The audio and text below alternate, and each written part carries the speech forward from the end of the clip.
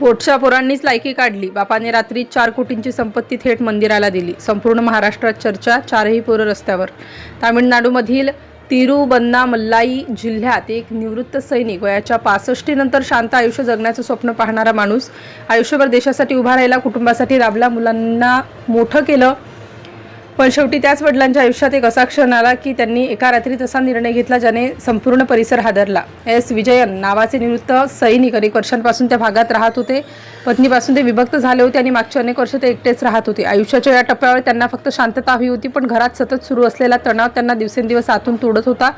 विजयन यांना मुली होत्या, त्या त्यांच्यासोबत राहत होत्या, पण वडिलांच्या संपत्तीवरून घरात सदैव वाद हे सतत होत असत. रोजच्या गरजांवरून टोमणे, पैशांवरून भांडण आणि मालमत्ता स्वतःच्या नावावर करण्यासाठी मानसिक दबाव, हे सगळं इतक्या टोकाला गेलं की गावात सुद्धा या कुटुंबाची चर्चा सुरू झाली. लोकांना सुरुवातीला वाटलं ही नेहमीसारखी कौटुंबिक भांडणं असतील, पण हळूहळू परिस्थिती गंभीर होत गेली. विजयन त्यांच्या जवळ कोट्यवधींची मालमत्ता होती. मंदिराजवळील जमीन, एक इमारत आणि इतर मालमत्ता, आणि याच गोष्टीवरून घरात तणाव वाढत गेला. वडील शांत राहायचे, पण आतून ते पूर्णपणे तुटत चालले होते. गावातले काही लोक सांगत विजयन फार धार्मिक स्वभावाचे होते.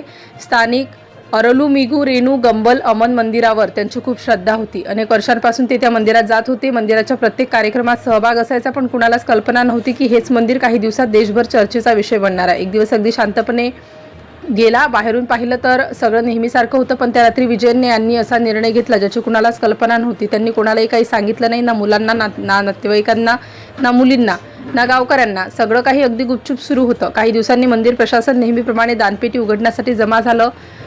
2 महिन्यांनी तिथे थेट दानपेटी उघडली जाते. लोकांनी टाकलेले पैसे, नाणी, सोनं किंवा इतर वस्तू मोजल्या जातात, पण यावेळी दानपेटीत काहीतरी वेगळंच दिसलं. सुरुवातीला कर्मचाऱ्यांनाही धक्का बसला.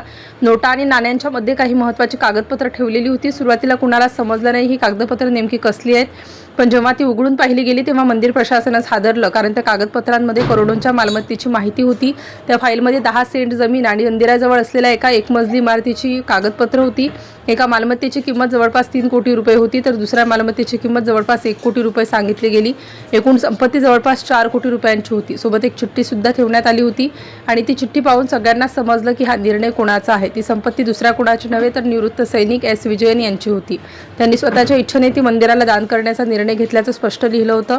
मंदिराचे कार्यकारी अधिकारी एम सिलंबरासन यांनी सांगितलं की दानपेटीत अशा प्रकारे मालमत्तेची कागदपत्र सापडणे ही पहिलीच घटना आहे. मंदिरात पैसे, दागिने किंवा इतर वस्तू लोक टाकतात, पण थेट करोडोंची मालमत्ता दान केल्याचं त्यांनी पहिल्यांदाच पाहिलं. ही बातमी बाहेर येताच परिसरात एकच खळबळ उडाली. लोकांच्या चर्चेला उधाण आलं. काही जण म्हणाले बापाला किती त्रास दिला असेल, तेव्हाच त्याने असा निर्णय घेतला, तर काहींनी मुलींवर संताप व्यक्त केला. सोशल मीडियावर हा विषय वेगाने व्हायरल झाला, पण खरी अडचण इथून पुढे सुरू झाली, कारण फक्त दानपेटीत कागदपत्र टाकल्याने मालमत्ता कायदेशीररित्या मंदिराच्या नावावर होत नाही. त्यासाठी अधिकृत गिफ्ट डीड रजिस्टर करावं लागतं. त्यामुळे मंदिर प्रशासनाने हा विषय काळजीपूर्वक हाताळायला सुरुवात केली. दुसरीकडे विजयन मात्र आपल्या निर्णयावर ठाम असल्याचं त्यांनी स्पष्ट केलं. कोणत्याही परिस्थितीत ते मागे हटणार नाहीत असं त्यांनी सांगितलं. लवकरच कायदेशीर प्रक्रिया पूर्ण करून ही मालमत्ता मंदिराच्या नावावर करण्याची तयारी सुरू केली.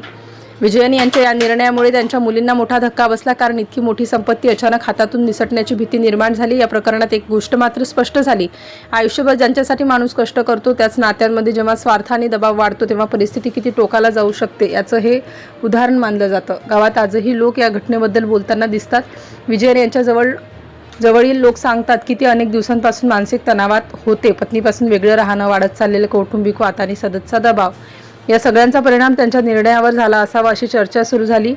एका बाजूला मंदिर प्रशासन कायदेशीर प्रक्रिया पाहत आहे, तर दुसऱ्या बाजूला कुटुंबीय संपत्ती वाचवण्यासाठी प्रयत्न करत आहेत. त्यामुळे आता हे प्रकरण पुढे किती दिवस कोर्टापर्यंत चालणार किंवा पुढे कोणत्या कोर्टापर्यंत जाऊन थांबेल अशी शक्यता व्यक्त केली जात आहे.